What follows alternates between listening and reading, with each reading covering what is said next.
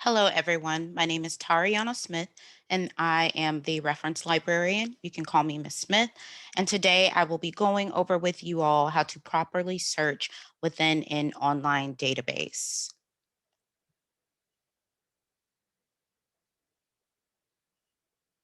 Okay. The first thing to remember is that in order to access one of our online databases, it is very important that you access it from the suno.edu website. So in the past, there have been some students that have tried to go directly to the site itself without going through suno.edu, and they have issues logging in. Just remember that in order to access them, you have to start by going through the university's homepage. So once you go to www.suno.edu, there are one of two ways when you're just looking at the screen to get to the library and resource homepage. You can either click on academics, and right here, you can click on library and resources. Or when you scroll to the bottom of the homepage under academics, library and resources is there for you as well. On the left-hand side of the screen, when you click under Find Resources, Online Databases is going to be that second tab, and you will get a list of our online databases. They are alphabetized, so they are in alphabetical order.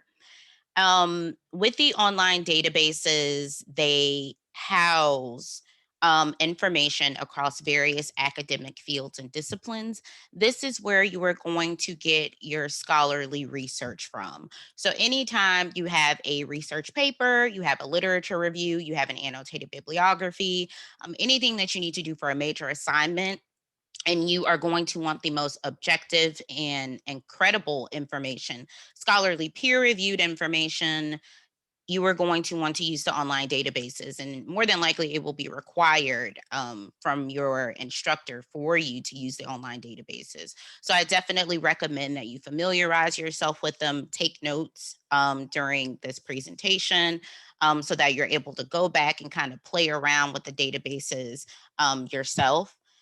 Again, as I mentioned before, we have some databases that are specifically geared towards specific academic fields and disciplines.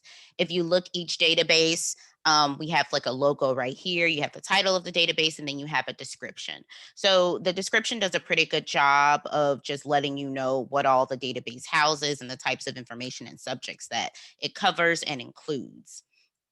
So today, the database that I'm going to be using for you all is going to be EBSCOhost.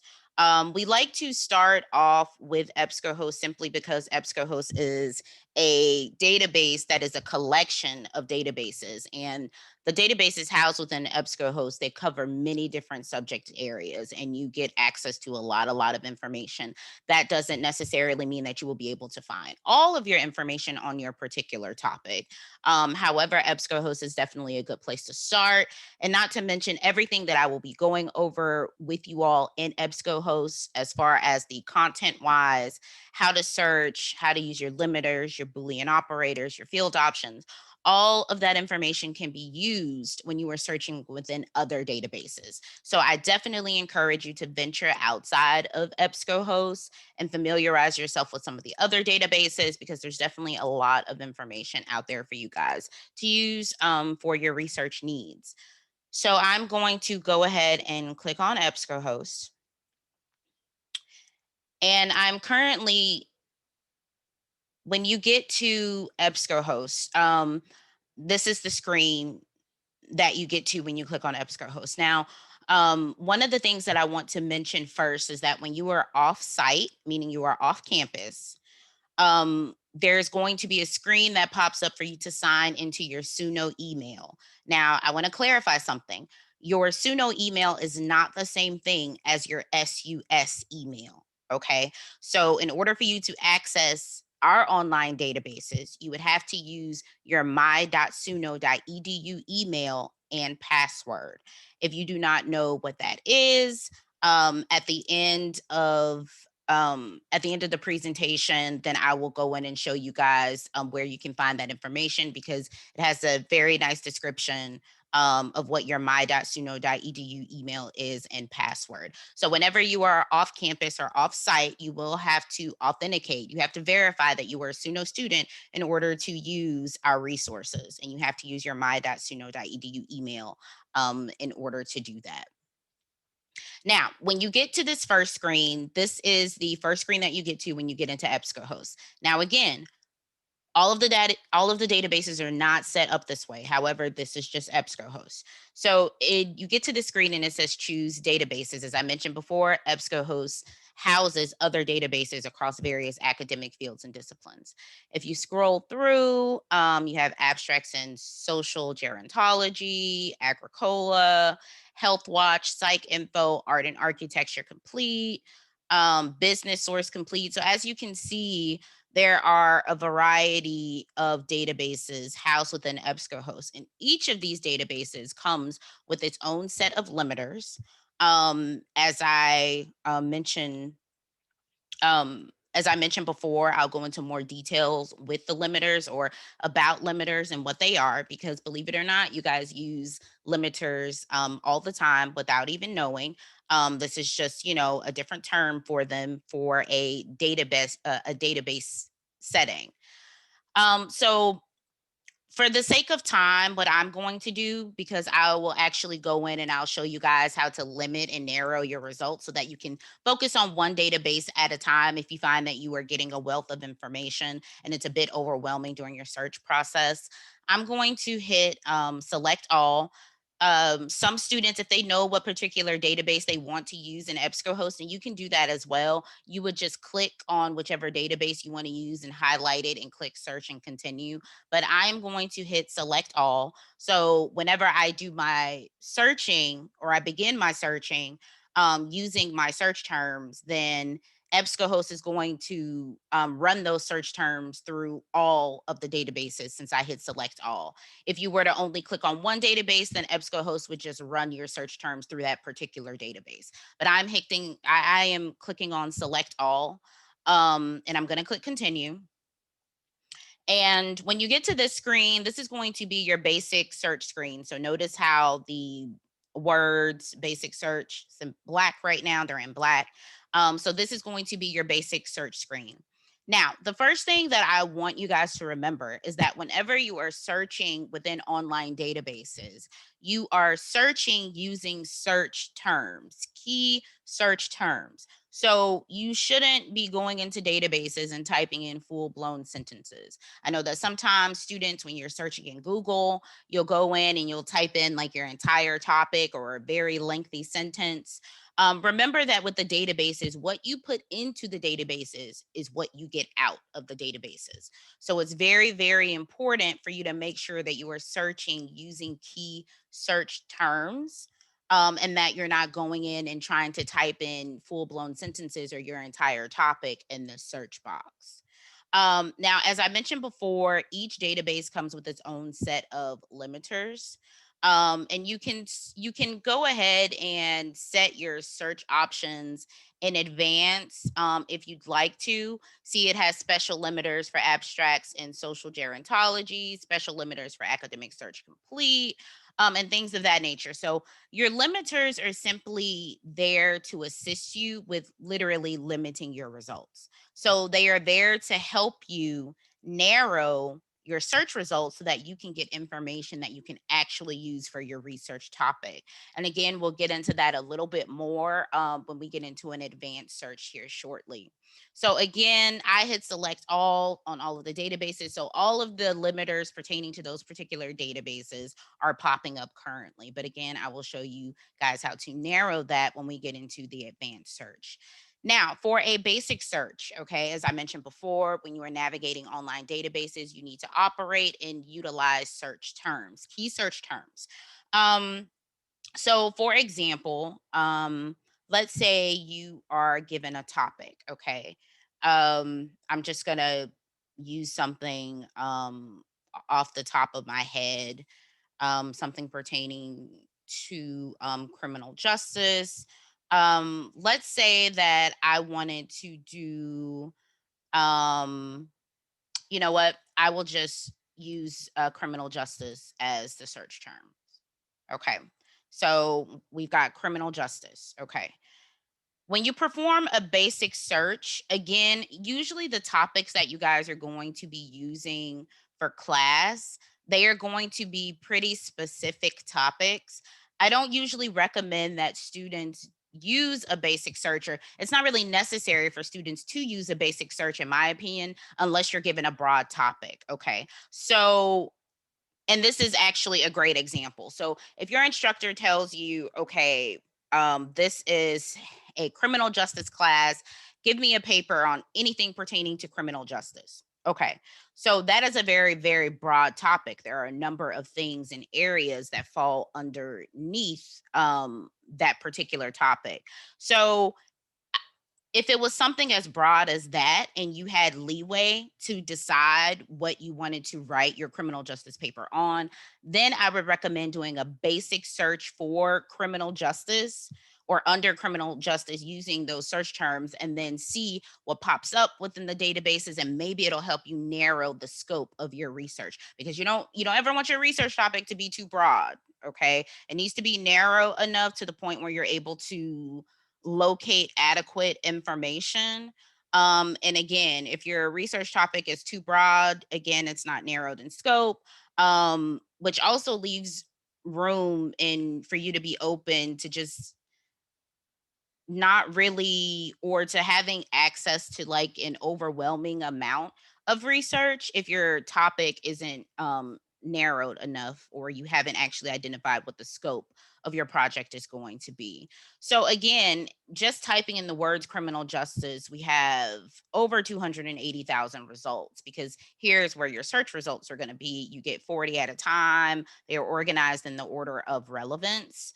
You have page options here if you are trying to focus on, how many results you want to get on a page, and things of that nature. And then you will get a list of the sources that pop up. Now, databases don't just house, you know, scholarly articles from academic journals. Yes, they do, but articles can come from different source types. So um they can, online databases can house information from not only academic journals, they can house information from newspapers, from magazines, from reviews, from dissertations or theses.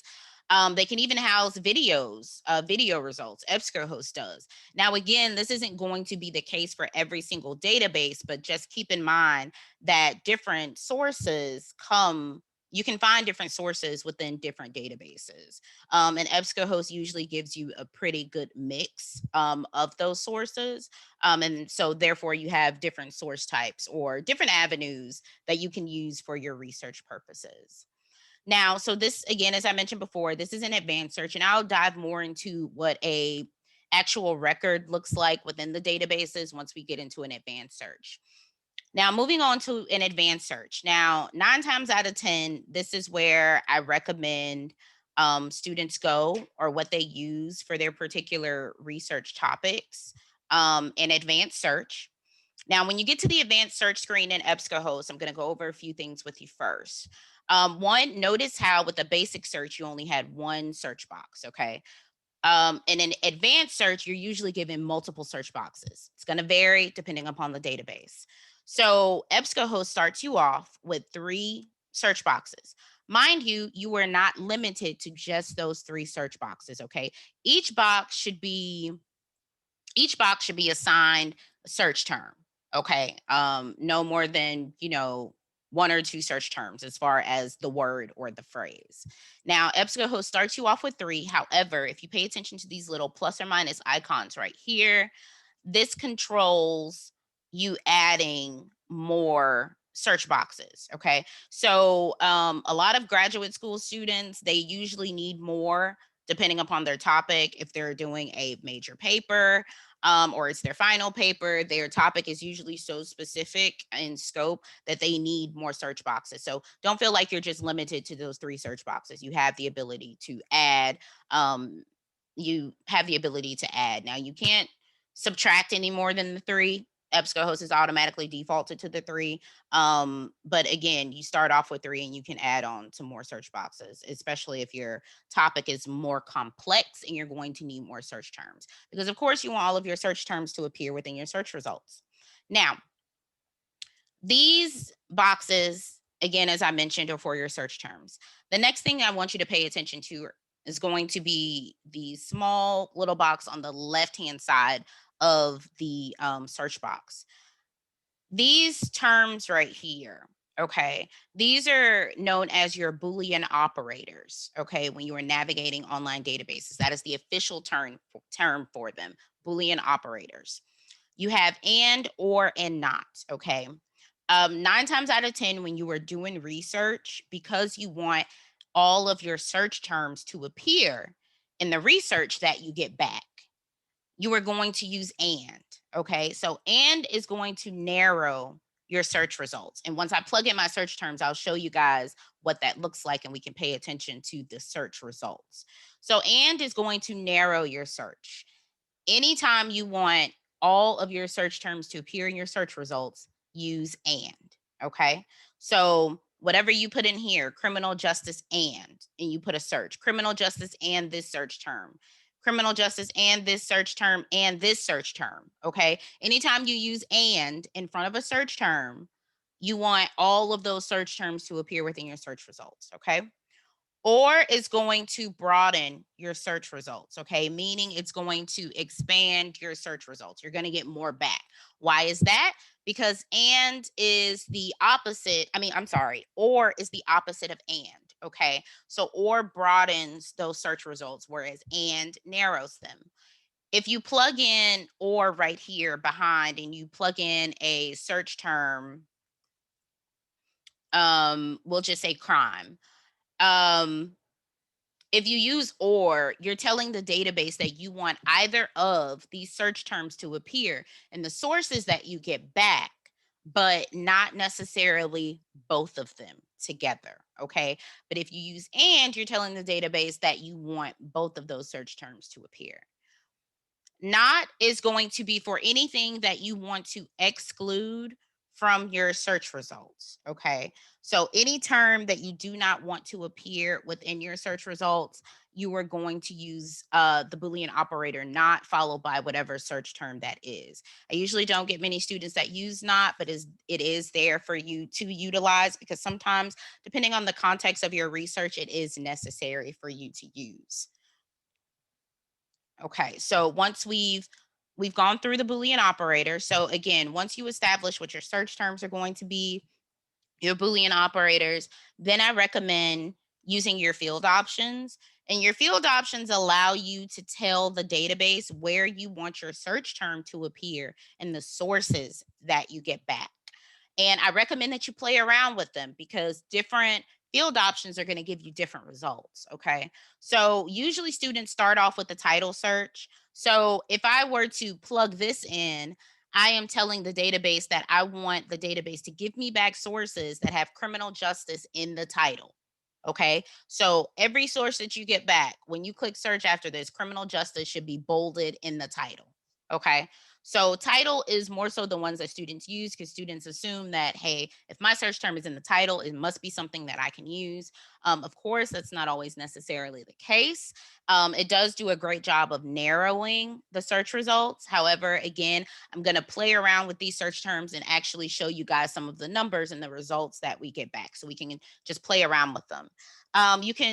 The field option subject term is also used, and I will show you guys what that looks like. You can have the search term appear in the abstract anywhere within the text if you have a particular author in mind, or you have an ISBN for a book or something like that that you were trying to search, then you can also use that as the field option as well. Okay, so again, your field options are used, okay, for you to tell the database where you want each search term to appear within the sources that you get back. Okay, so with that being stated, let's play around with this a little bit. Okay, so you guys can see, I know I just loaded you with a lot of information, but so you guys can see exactly what this looks like. Okay, so I'm going to take out criminal justice and I am just going to put crime, and we'll say rates. And let's just say we're going to focus on um, minority crime rates. Okay. That is my topic. Of course, your topic could be as extensive as, crime rate increases and, minority African American, in minority male teenagers or something like that. At that point, you have about five search terms. But for this, I'm just going to keep it to the three boxes and I'm going to say, um, crime rates for minority and we'll just say minorities. Okay. We'll just keep it at minorities just for, the sake of time and just, keeping it simple at this point because I just kind of want you guys to see everything and how it comes together. Okay, so right now, these are going to be my search terms. Okay, this is my topic right here. I need scholarly research on this. I need scholarly, peer reviewed, credible, objective information on this particular topic. And that's also another great thing about searching within the database is that you will never have to ponder or wonder about whether or not this source is credible or if I can use it for my research. As long as you find a source that you can use that, is assisting you with your research or on your topic, then you're going to be able to use it if it is from an online database. Which with Google, it's completely different because anybody can post anything on the internet. It can be very subjective, very opinionated, filled with lots of bias, and not a credible source, not backed up by previous or prior research and things of that nature. So again, that's one of the primary benefits of using an online database. So the Boolean operators I want to use because I want all of my search terms to appear is I'm going to use and, okay? So after that, I'm going to go ahead and click search and see what I get back. And I really just want to show you guys how to really use the database so that you can narrow your results and get the research that you need for your particular topic. Okay. So, looking at this, I've done a search, my three search terms. If I look at the search results, I have 3,766 search results, okay, that have popped up. That is a lot. What if I only need five sources for my paper? What if I only need 10? I always recommend that if you know how many sources that you need for your paper, if you can get anywhere from two to three times about three times the number of those sources for you to actually sift through and go in and analyze, synthesize, evaluate, and see if it's actually something that pertains to your topic that you can use, then that's a pretty good pool to pull from. Okay. So if you need five sources, make sure you gather 15. If you need 10 sources, make sure you gather 30 and vice versa. Again, if you're a graduate school student, of course, and you have a master thesis or major paper, your literature reviews are going to contain a lot of sources. Okay, so you're going to want to make sure that you have a good pool to pull from because just because you read an abstract of an article and it looks good, it has all of those key terms and it doesn't necessarily mean it applies to the scope of your research or your project. And you may start reading the article and realize it's not exactly what you thought it was, and you may end up throwing it out. So just keep that in mind. So we have 3,766 results right now. Okay, that is a lot, especially if I only need five. So, how can I narrow this? Okay, what do I need to do to narrow this? Okay, now you can do this. It just depends on how you prefer to research. Okay. You can either next go to your field options and you can start playing around with those and you can tell the database where you want your search terms to appear. Or you can automatically go to the limiters first because you have to find your niche. You have to find what works for you when you're researching. When you're a researcher, there isn't necessarily a proper way to go about researching, but if as long as you know how to navigate the databases and the components within the databases, feel free to research how you please. Find your groove, find what works for you. How someone else researches may not be how another person researches. That doesn't necessarily mean that, one is right or better than the other. It just means that, you have your own flow, and you know what works for you when it comes to your research. So today I'm going to leave the field options for last. Okay. I'll tell the database where I want my search terms to appear last. All right. I'm going to go ahead and play with around with some of these limiters on the left hand side of the screen. Okay. So under right here, it has limit to. These are your limiters. Okay. So EBSCOhost has quite a bit of them. Your limiters vary depending upon the database. Okay. And we are just trying to get this number as small as possible. Okay. To where if I only need 5 sources, I really don't want to look at more than, 15, 20 sources at a time. That this is a lot of information. So how do I narrow this? Again, okay, so your limiters, you can take that term literally. Okay, your limiters are there to help you limit your search results, narrow your search results. You guys use this when you shop online all the time, when you use Amazon, or again when you're purchasing items offline. I know that usually on Amazon, those limiters would be considered excuse me, the boxes that you check. Like if you want a prime item or if you want an item that falls within a particular price range, when it asks you what color you're looking for or what your size is or something like that, all of those are limiters. Okay. You start off with a lot of results, but you need to limit your results to actually get what you were trying to purchase. Okay. So these are the limiters for your online databases, okay? Which again, excuse me, they're going to vary, okay, depending upon which database you're using. So these are limiters that are housed within EBSCOhost, all on the left-hand side of the screen, okay? And depending upon what you are researching, you're never going to use all of the limiters at once, but depending upon what your topic is, you may use some more than the other. So the first limiter that I'm going to recommend that you guys check off always, always is link to full text. Why? One of the important things to remember is that within the databases, you don't have access to everything, every single article, every single video, every single journal within the databases. Okay. So we want to make sure that you are getting access to PDFs, HTML text, full text, hyperlinks, links to full text, and things of that nature, so that you actually have access to the articles and information that you need. Okay. So always, always click on link to full text. Okay. Some databases like JSTOR are automatically defaulted to only give you access that to the content that you have full access to, but others aren't. And sometimes you have to narrow your results that way. Okay, so that number, as you can see, went down. Okay, we were at over 3,000 results. Now we're at about 2,500. So it does a pretty good job of weeding out what you don't have full access to. Okay, next we have a scholarly peer reviewed um, link for you guys to use, or a scholarly peer reviewed limiter. My apologies, let me use the correct terminology. Scholarly peer reviewed journal limiter. Your instructors will, usually say, you need scholarly peer reviewed information from an academic journal.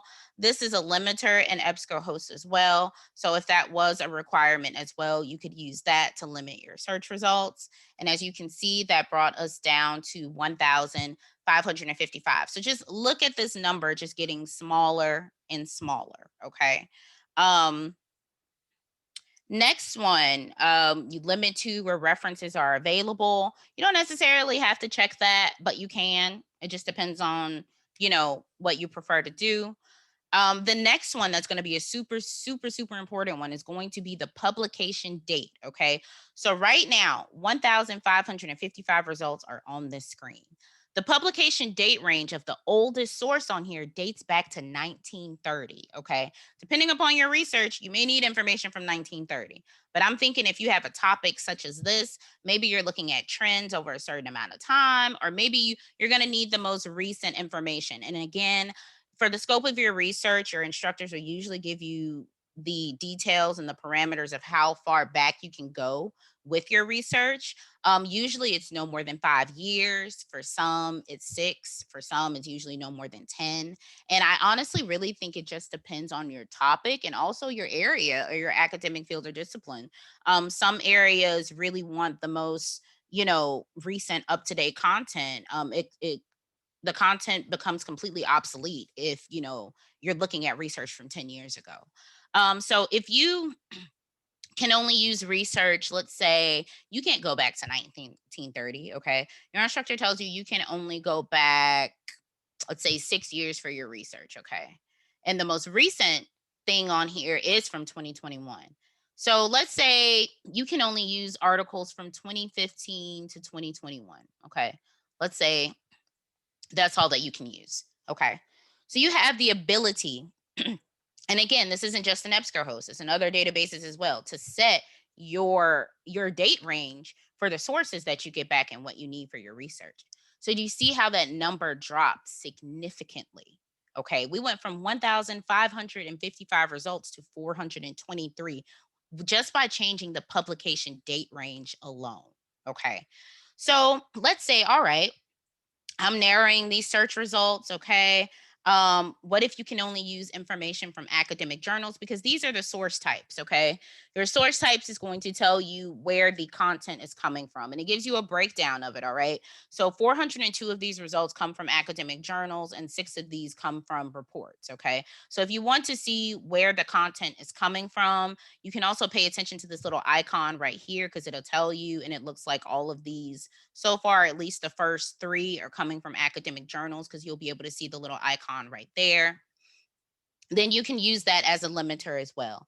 So again, how I research, it just kind of depends on my topic. And again, you can go through all the limiters first if you want to. You can go through some of the limiters and then start playing around with your field options. There is no proper way to do it as long as you know how to use it and you know how to narrow your results. Okay. So we're at 423 results. I think that now I'm gonna say let's start playing with our field options. Okay, let's start telling the database where we want these search terms to appear in the sources that we get back. Okay, and I'm gonna play around with a few of these just so you can see how the numbers vary. Okay, so we started with over 3,800 results. Okay, and now we have narrowed this to 423. That is great. That is amazing. We're feeling more confident. There's research out here on this particular topic, and we're feeling more confident with seeing how we can narrow our search results to really get information that we need, and also so that we don't feel so overwhelmed um with how many sources that we're getting back. Because it's great to have a lot of content, but navigating the online databases will help you feel more confident and not so overwhelmed if you're inundated with just like a wealth of information on your particular topic. So let's start off with these field options. Okay. So I'm going to say that I want crime and rates to appear in the title. Okay. And I want minorities to appear as a subject term. Okay. Now, see, you guys, here are your titles right here. Okay. If your terms appear in there, they'll be bolded, and you can see crime rates right here. Okay. Then you usually have the subjects. Okay, and these are going to be your subject terms. All right. So just keep that in mind. Whenever we're searching for subject terms, they are going to be listed here and they will be bold. Okay. So let's say I want crime and rates to appear in the title. And you could probably also put those on the same lines, but I separated them. And then I have minorities as a subject term. Okay. So I'm going to go ahead and click search. Ooh, that only took us to 2. Okay. And that is, and sometimes you guys, this may happen. Don't get frustrated. Research is a process. That's why I always tell students, do not wait to the last minute to do it. Please don't. Please don't. I can't stress that enough. Do not wait to the last minute to do research on your topic, because depending upon what your topic is, you may have to search a little longer. Sometimes things like this happens where you're playing around with your field options and you're like, "Oh, whoa, now that's I don't need that. Like I don't even have enough sources." And it's a process, okay? So it's you have to play around with it, and you have to give yourself enough time to do that. Research is nothing that can be rushed. So please do not wait to the last minute to do it. Let's play around with these search terms a little more because we were at 423. we were in a better place with the search results. So let's just kind of take off the field options and let's try playing around with them a little more in a different way. Okay. So let's see. Let's go back to the original, back to the 423, back to the drawing board because the field options that I used took away one too many sources that I was trying to use. So let's say we just want crime rates in the title. Okay. And we'll have minorities anywhere within the text. Okay. And we'll just see all throughout the text, we'll see what pops up if we do that. Okay. So that took us to 7. All right. Still maybe not enough. Um, that's almost too narrow in scope. So let's see, what if we just put crime in the title? And let's say we did rates and minorities as all text. Um, let's see what we get with that. And again, as you can see, I'm just playing around with all of this information, with all of this with all of this content. Okay, and see that maximized our search results because it can also do that as well. Okay, and you still have your limiters intact, but because of how I've defined my field options, it's definitely made a difference. So let's see, because we've got crime rates. And again, as you can see, this is stuff that you guys are going to have to play around with. It could give you different search results and things of that nature. So you just want to make sure again that you give yourself enough time to actually research. And I'm playing around with these so you guys can kind of pay attention to the numbers, so that you can actually see how the numbers change, what it looks like when you're playing around with these limiters, and these field options, and things of that nature. Okay, so you can see crime rates. It's all bolded. It's all bold. Um, and those sources are coming back as the only sources that have crime rates in the title. Okay, if I just do crime as a title search and I leave these blank, the field options blank, then that takes me to 21, and so on and so forth. So definitely play around with your field options, and see what pops up because the results are definitely going to vary. Okay. um, Again, so we're back to the 423 because I want to show you something else really quickly. One of the things to remember when you are researching, what's important to remember is that there are multiple ways to say the same thing. Okay. Um, and it's important that one of the first things that you do when you have a topic is that you pull out your key search terms. Okay. Then, after you do that, make a chart, make a table, put it in a Word document, but make a list of the different ways of each of those search terms that you can say the search term differently. Okay. So, for example, what if your target audience for your particular research, you have adolescents? Okay. So, what's another way to say adolescents? You could say youth, right? You could say teenagers, you could say teens, you could probably even throw young adults in there. And if you think about it, those are going to give you back different search results because you're using different search terms. Okay. The database isn't just going to generate those search terms for you and think that automatically, oh, well, this student means these terms as well. No, what you put into the database is what you get out. Okay. So, in my opinion, one of the most difficult parts of the research process is not navigating the online databases. That part is fairly simple, but it's coming up with adequate search terms to maximize your search results so that you don't miss anything. Okay? So there is a way in here that you can search across multiple search terms, okay, at the same time. So, for example, minorities, maybe you want to say minority as well. um Maybe you want to say or multicultural. Okay. And sometimes if you're running into blocks, and I'll give everybody my contact information at the end of the presentation. And sometimes you're running into, what feels like brick walls with search terms, please do not hesitate to reach out to me. And I'll provide you with my contact information at the end of this presentations. But minorities, minority, multicultural, um, maybe, okay, so yes, we'll just stick to these, okay? Notice that I'm using the Boolean operator or within the search boxes. Okay. So I am searching across these particular terms. Okay. So I'm broadening my search results in that regard. However, I still have my Boolean operators and right here, right? Because I want all of my search terms to appear. So this is what I'm telling the database to do. I want you to give me back results that have information on crime and rates and minorities, or crime and rates and minority, or crime and rates and multicultural. I'm doing that all at once, okay? Just by putting in these other search terms. And again, I'm maximizing my search results. So I'm searching across all of this, okay? So if there's more information with these particular search terms, this number should increase. Okay. And it went from 423 to 435. Okay. It didn't increase by much.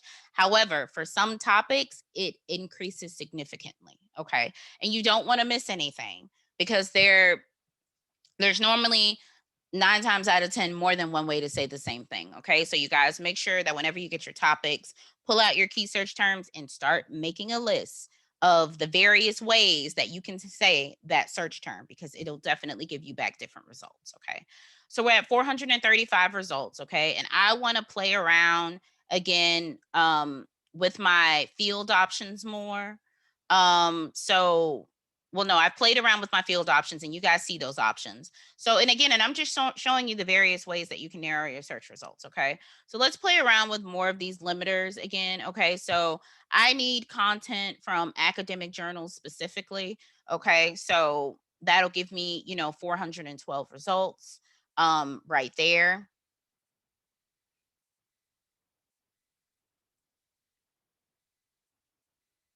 And that may be something that is specified by your instructor, as I mentioned as well, if you only can use scholarly articles from academic journals. Okay. So, how can I narrow this some more? Okay. Well, EBSCOhost has a subject term. EBSCOhost has a subject term limiter. Okay. EBSCOhost also has a subject major heading limiter. Okay. So, 36 of these pertaining to one of the major headings: crime victims, violence, minority groups, victimization, bullying, sexual and gender minorities. Because again, these topics can get very specific. Subjects as well is also used as a limiter. You have age range. So if you wanted to focus on a particular age range for this particular topic, and say you are, because it could be very broad and you could be getting a lot of information if you're just leaving it open to minorities in general. So if you wanted to focus on a particular age range, you could as well, especially if that pertains to your topic. So age is also a limiter, gender is also a limiter. Geography is also a limiter as well. So if you were trying to focus on a particular area, like say, you want to focus on the United States. And again, this is also another example um, of a limiter as well, where there's more than one way to say the same thing. Um, because it literally had United States and USA, okay, as limiters. So, just keep that in mind, because you can say, United States of America, USA, US. There's multiple ways to say that could give you back different search results as well. So, again, as you can see, this number is steadily decreasing. It's decreased, okay. At this point, we've got a pretty good pool. We can, maybe start going through some of these sources now because we're not so overwhelmed with information.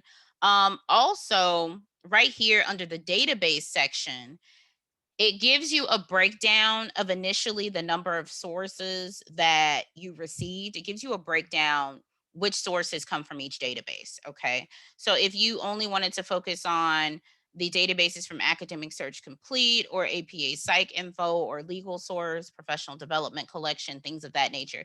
You do have the ability to only focus, you can focus on one database at a time. Okay. So don't feel obligated to, oh my gosh, EBSCOhost is pulling all this information from all these databases. I'm getting overwhelmed. Okay. Feel free to focus on one database. That's something that you can do as well. That is also a limiter. Okay. Now, let's look into what an actual record looks like. Okay, so we're going to click on this. It says PDF full text. Okay, I have full text. I have full access to this article, HTML full text, PDF full text, full access to this article. Okay, you can see we have the source right here. We have the citation for the source. It is from 2017. We have the subjects, minorities, health services, accessibility, United States, pharmacies, drugstores. And, we've got minorities right here. I don't see anything pertaining to crime. Okay, so I'm going to, and that's just from looking at the subjects. So it may or may not be something that I want to use for my research. Again, you'd have to evaluate that being the researcher. But just for the sake of time, I'm going to go ahead and click on the record for you guys to see what it looks like and what it's housed and to go over some of the icons in there for you all. So when you actually click on a record, okay, notice there are a series of tools on the right-hand side of the screen, okay? These tools allow you to save, email your information to yourself, upload it to your Google Drive, print it if you're on a desktop or laptop. If you can, you have the ability to create a free account in EBSCOhost. If you click on this little sign in button here, and you can, when you create an account with EBSCOhost, every time you log into EBSCOhost, you would have to sign into your folder. Um, and when you sign into your folder, your name would appear up here or whatever your username is.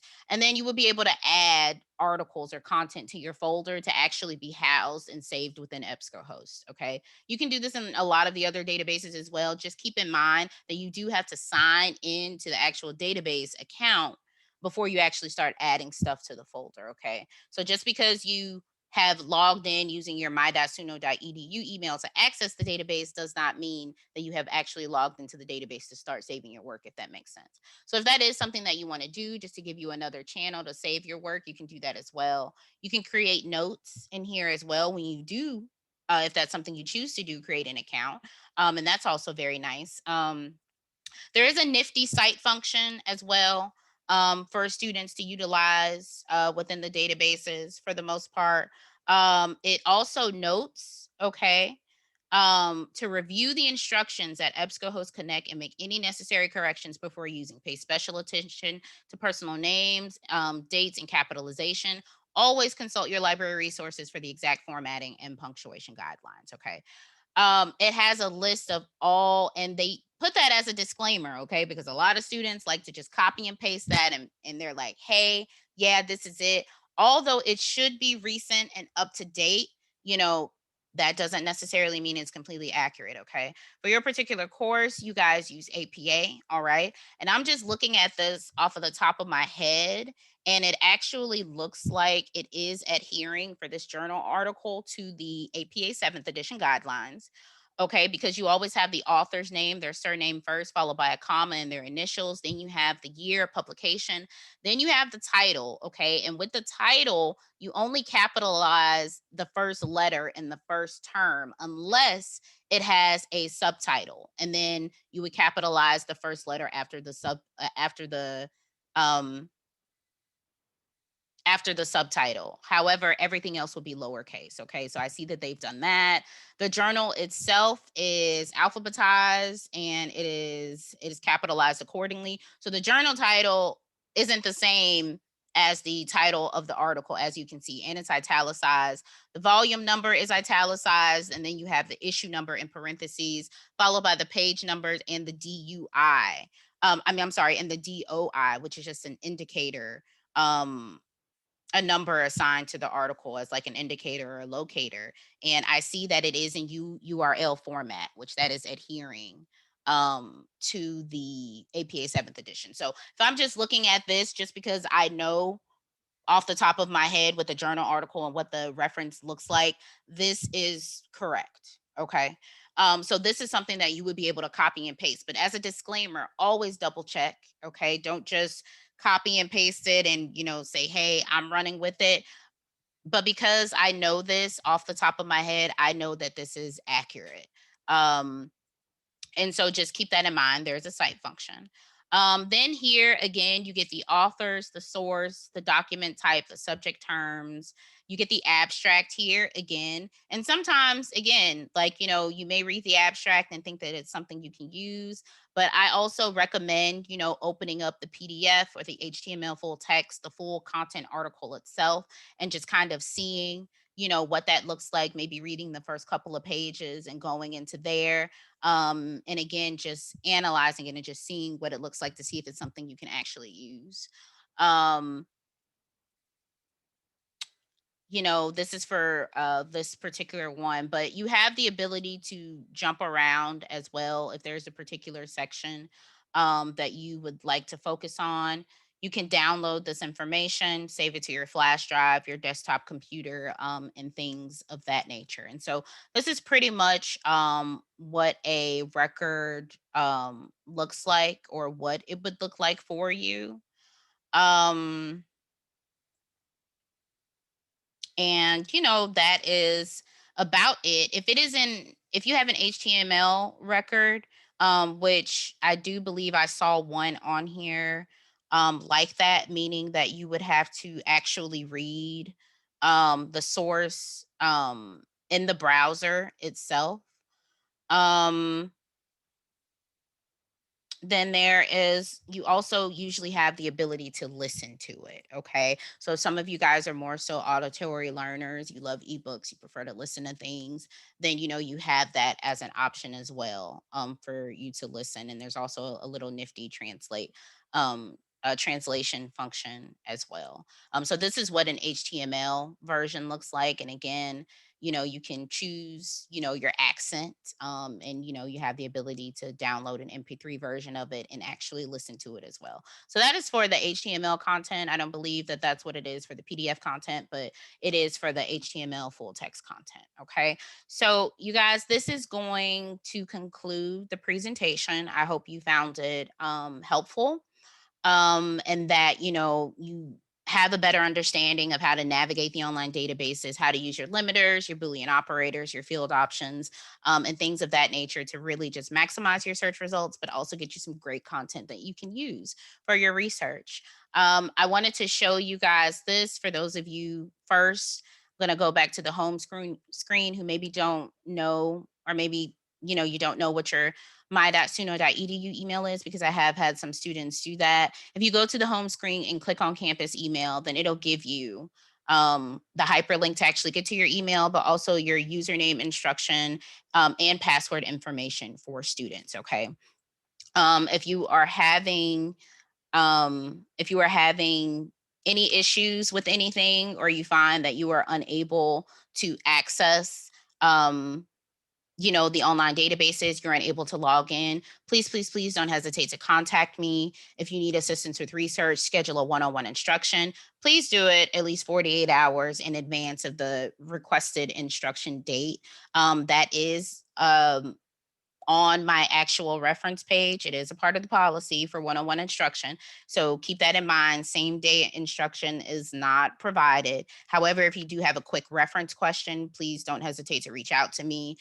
If you would like for me to look over your papers in advance for your citation styles, in-text parenthetical, and just to make sure that everything is accurate as far as your citation style, please feel free to shoot me your paper. I do ask that you give me at least 48 hours in advance notice. So please don't send it to me the day of. Give me time to actually go through and check it thoroughly. This is my direct extension, the 5222. My phone calls are being forwarded directly to my cell phone. So again, if you call that number, it'll go directly to me. Email is also a great source of contact for me as well. It's a primary form of communication with all of us in the library. So, just keep that in mind. Please, please.